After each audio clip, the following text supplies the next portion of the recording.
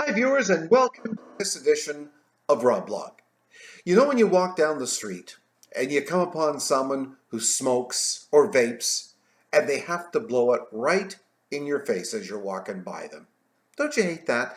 Imagine if everyone on the street was walking down the street smoking and vaping and blowing smoke at everybody. Well, you wouldn't be able to see who's coming up the street. There'd be so much smoke and vaping going on. But I just hate it when you're walking down the street, minding your own business, chatting to a friend, your husband, your wife, boyfriend, girlfriend, whoever, and you're walking down there and someone comes along and takes a puff of smoke, blows it at you as they walk by or vapes it at you. I really hate that. I really hate that. Now, where we live, we happen to have neighbors on both sides where there's smoke coming from. On the one side, not only does this man smoke, but he smokes pot as well. Now, if you don't know it, here in British Columbia in Canada, well, pot smoking is legal. It's legal right across the country. The federal government made it legal a few years ago, and I still say it's a big, big mistake. There's cannabis stores on every corner, more cannabis stores than there are Tim Hortons, and that is not right in this country. But sometimes we've come home with our windows open in the house, and the house smells like an old bar because the smoke from yonder comes into the house. It's just terrible. It's just terrible. And then on the other side of us, we have one of the youngsters there who smokes. And does he smoke in the house? No. It's like the Johnny next door. No, he goes outside to smoke because nobody wants them smoking in the house. And so they smoke outside, and then their smoke gets blown and comes in our house because we have our windows open in the summer a lot, or we have them cracked open in the winter. And that just happened to me a few days ago. I came in the house, our master bedroom and our master bathroom were full of cigarette smoke because one of the Johnnies was outside smoking. It was a misty night, a low ceiling, and it was mild. And so the smoke just stayed low, and where did it go? It came into our house.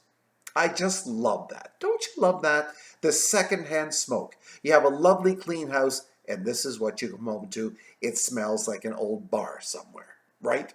Well, that's all I'm saying about that, but don't you just hate it? Well, we have been having some problems with our internet that's been ongoing for a few months. And not only does it mean that it cuts out, and so therefore some of your Alexa devices and plugs and even our kitchen range, which is internet run, cuts out. And of course, my radio station, Starlight and Swish at www.swish.ca, they cut out too. And of course, the listeners go down because they can't hear the station. Well, finally, after talking to our internet service provider in November, we thought it was fixed. It wasn't. It's been worse again. And so today we had them come again, and this time they put in a brand new modem box for us. Everything else is good. We're on fiber optics. It's high speed. That doesn't wear out. It doesn't decline like those of you that might have a service provider where it is not fiber optics. And those providers, usually at peak times, they throttle the service, which means you don't get your complete broadband, I guess they call it, service, because they have to slow it down in order for everyone to equally get their share of the internet. But with fiber optics, that doesn't happen. So as our serviceman today said, a charming man from Australia who lives here in BC and on the island, he said, of course, that doesn't happen with fiber optics. Fiber optics remain static. What wears out is the equipment. So he put a brand new modem in for us, had it in his hand actually when he came in from the truck. I think he knew what was wrong. So we're hoping that our problems will be diminished or they'll be gone. And I'll let you know in a few days if we see any more dropouts in our internet service. So, like the smoking and the vaping and the pot smoking, losing your internet connection can also be a pain in the patoot. So, what else do we have to talk about today? Well, I have a list here. We're trying to clear things up. We're trying to keep it a nice, neat, and clean and tiny RobBLOG. Oh, yes. Viewers, all ages, shapes, colors, sizes, sexual orientations. The husband and I went out yesterday because we do read and we pay attention to what doctors, medical professionals are saying. And we went out yesterday and bought ourselves an entire box of KN95 masks, and this is what they look like. They have this real severe cut at the front. So when you put them on, this point comes off the end of your nose, and you look a little bit like Donald Duck, a little bit. But they do fit snugly, and I was able to wear it in a store with my glasses to read a label, and the glasses didn't fog up. And there's more room between your lips and nose and the end of the mask, and so you have a little bit more breathing space in there. So this KN, now we had the N95 masks a couple of weeks ago, and they were heavier. Two strings that had to go over top of your head, which I didn't particularly like because it messes the do, don't you know? But these ones just have the regular clips over the ears. So KN95 masks, they were about $30 for a box of 20 of them. So we're going to try these, and we've been using them for a couple of days now.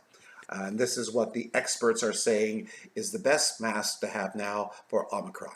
Okay, because of the thickness of it and the layers. So we shall just see. But that's exactly what we went out to buy. And I wanted to show it to you viewers, if you can get it. We all need to be safe, even though they're saying now on the island that we might be coming down a little bit in this Omicron. Whereas Ontario and Quebec, sky's the limit for those folks. Sorry to say. But you know, I watched a doctor from Toronto the other day who was quite sad because the ICUs were filling up and the emergency departments and whatnot from people being sick. And still the majority of people coming in to emergencies and ICUs are all people who are unvaccinated. And this doctor really looked tired, and he said, you know, and to think, all of this could have been prevented for the most part, and the emergencies and ICUs would have just been doing their normal work, all for the sake of 2 little jabs. And 3 if you count the booster. And I thought he looked tired and he looked very sad. You could see what he really wanted to say, you know. But KN95 masks, we're doing our best to protect ourselves, being the seniors that we are, of course, ladies and gentlemen. So that's what we've done. We bought these. So I just wanted to pass that along. Make sure it says KN95. There is another one too, not the N95, another one with the letter, but KN95 is what we did our research on.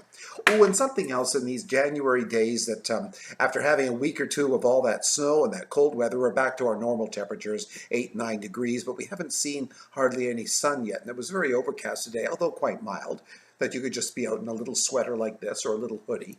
But something else, so in January, that's not too bad. But something that makes me really happy in January is getting my February issue of English Home Magazine.